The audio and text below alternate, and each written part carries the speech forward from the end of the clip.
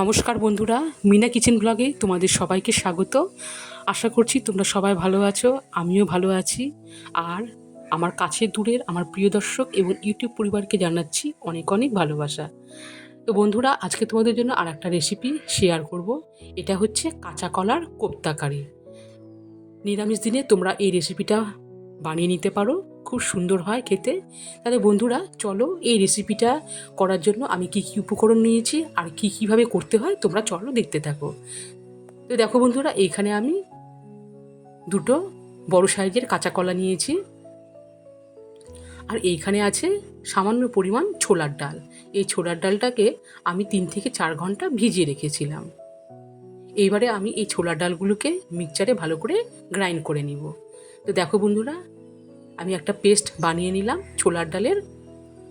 আর এইদিকে দেখো বন্ধুরা, আমি কাঁচা কলা দুটোকে দুভাগ করে কেটে নিয়েছি। এরপরে গরম জলে আমি এখন এই কাঁচা কলাগুলোকে সেদ্ধ করে নিব।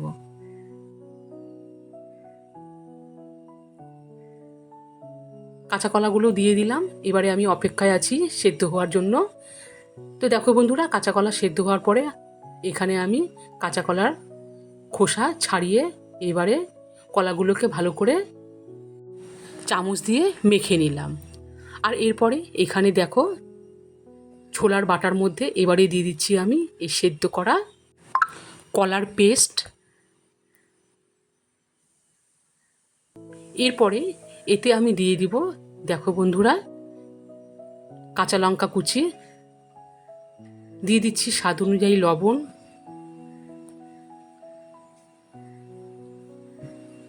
দিয়ে দিচ্ছি চিনি, এখানে আছে 1 চামচ আদা বাটা, দিয়ে দিচ্ছি হলুদ গুঁড়ো,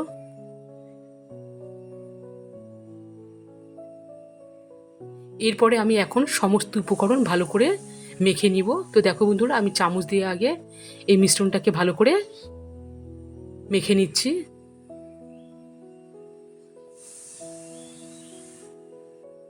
তো বন্ধুরা দেখো, পেস্টটাকে আমি ভালো করে মেখে নিলাম। এরপরে আমি কড়াইয়ে রিফাইন অয়েল দিয়েছি। তেল গরম হওয়ার পরে এখন আমি মিডিয়াম আঁচে এই কলার কোপ্তাগুলো ভেজে নিব।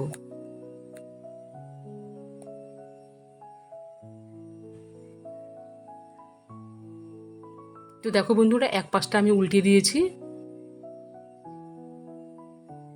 আর এভাবে আমি দেখো বন্ধুরা সমস্ত কলার কোপ্তাগুলোকেও ভেজে তুলে নিলাম। এই দেখো, আর তোমাদেরকে বলে রাখি, এই কাঁচা কলার কোপ্তাকারি বানাতে গেলে কিন্তু ছোলার ডাল বাটা দিয়েই করবে, কারণ এতে টেস্টটা খুব সুন্দর হয়। তো দেখো বন্ধুরা, এরপরে কড়াইয়ে আমি আরেকটুখানি সরষার তেল দিয়ে দিলাম। এই তেলেই এইবারে আমি দিয়ে দিচ্ছি দুটো শুকনো লঙ্কা আর গোটা জিরে। শুকনো লঙ্কা আর গোটা জিরে ভাজা হওয়ার পর দেখো বন্ধুরা, এখানে আমি একটা মাঝারি সাইজের টমেটো আগে থেকেই মিক্সচার মেশিনে গ্রাইন্ড করেছিলাম। তো দিয়ে দিলাম টমেটো পেস্ট, দিয়ে দিচ্ছি কয়েকটা চেরা কাঁচা লঙ্কা, দিয়ে দিচ্ছি জিরে গুঁড়ো, ধনে গুঁড়ো, হলুদ গুঁড়ো, দিয়ে দিচ্ছি স্বাদ অনুযায়ী লবণ, আর এখানে আছে শুকনো লঙ্কার গুঁড়ো। এরপরে দিয়ে দিচ্ছি 1 চামচ আদা বাটা। এরপরে আমি এখন সমস্ত উপকরণ ভালো করে নাড়িয়ে নিচ্ছি। এই দেখো বন্ধুরা, সামান্য একটুখানি জল অ্যাড করলাম। জল দিয়ে এরপরে এখন আমি মশলাটাকে ভালো করে কষিয়ে নিব। তো দেখো বন্ধুরা, মশলাটা কষতে কষতে আমি আর এক পাশে এখানে দেখো তেলের মধ্যে ছোটো ছোটো করে পিস আলু কেটে রেখেছিলাম আগের থেকে। তো এখন আমি এই আলুর পিসটাকে ভেজে তুলে নিব। আর এদিকে দেখো বন্ধুরা, মশলাটাও কিন্তু আস্তে আস্তে বেশ সুন্দর তেলের সাথে মিশে গেছে। আর এইদিকে আলুগুলো আমি ব্রাউন করে ভেজে নিলাম। এখন আমি এই মশলার মধ্যে দিয়ে দিচ্ছি ভেজে রাখা আলুগুলো। ভেজে রাখা আলু দিয়ে এরপরে আমি নাড়িয়ে নিচ্ছি।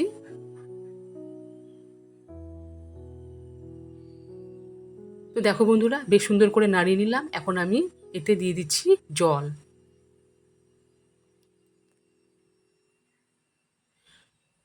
জল দিয়ে এখন আমি ঢাকা দিয়ে রেখে দিব।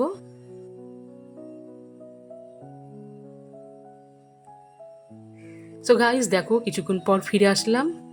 এখানে টকবক করে ফুটছে আর আলুগুলো কিন্তু সেদ্ধ হয়ে গেছে, তবু আমি একটুখানি নাড়িয়ে নিচ্ছি। এই দেখো বন্ধুরা, আর এই অবস্থায় এখন আমি দিয়ে দিব কলার কোপ্তাগুলো দিয়ে দিলাম। এই দেখো,